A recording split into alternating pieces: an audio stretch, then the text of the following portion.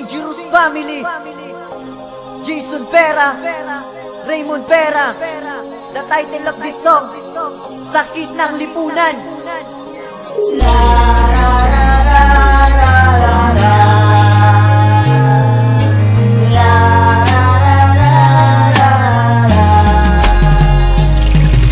Ilan bang tulad niyang hihingi ng katarungan? Ang batas na ginawa ay para lang ba sa mayaman? Sinong dapat sisihin? Sino bang may kasalanan? Sino bang katumod sa sakit nitong lipunan? Minsan ako naglalakad sa iskinita ng ermita. Ako ay napaiyak sa aking mga nakita. Nakilala ko siya nun, ang pangalan ay Joanna. 15 taon nagtitinda ng sampagita. Napilitang huminto ng dahil lang sa kahirapan. Kailangan niyang kumayod, siya lang ang inaasahan. Ang kanyang inanlupo, kapatid niya ay 3. Wala na ang kanyang ama, may babae sa gapo. Habang papalabas ng bahay, siya ay nananalangin. At ang mga buhaya sa kanya nakatingin. At ang sumabit ang dilim habang siya'y papauwi na 3 lalaki ang humila sa kanya sa eskinita. Siya'y hinubaran at tinutukan ng laseta.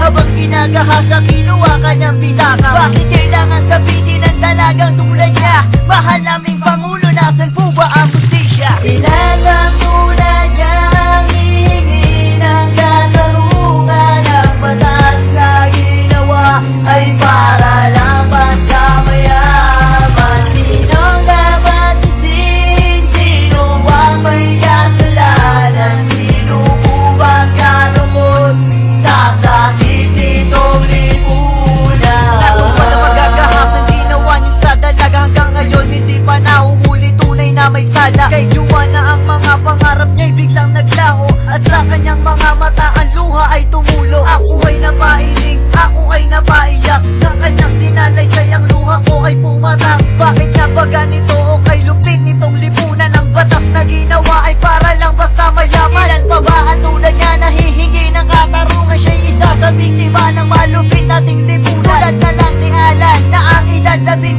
na dahil lang sa kahirapan siya'y nagbenta ng bato. Dahil sa paghahangad na makatulong kay Joanna, hindi niya inisip ito simula na pagdurusa. At ilan ba tulad niya ang dadanas ng ganito? Mahal naming Pangulo, nasa ng pangako nyo?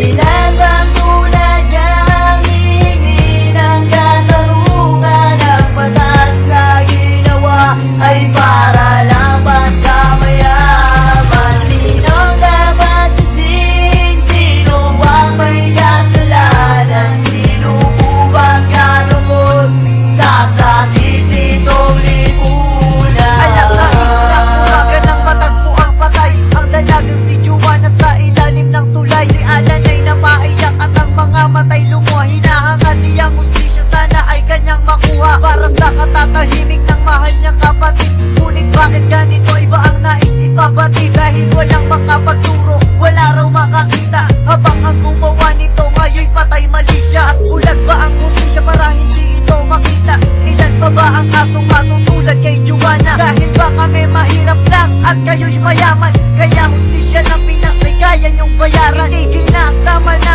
at tuminitong lipunan. Mahal naming Pangulo, wag nang magbingi-bingihan. Paano ba ang mahihirap at aming karapatan? Sino po bang gagamot sa sakit nitong lipunan? Ilan ang tulad niyang hihingi ng katarungan? Ang batas na ginawa ay para lang ba sa mayaman? Sinong dapat sisihin? Sino bang may kasalanan? Sino bang katumod sa sakit nitong lipunan? Ilan ang tulad niyang hihingi ng katarungan? Ang batas na ginawa ay para lang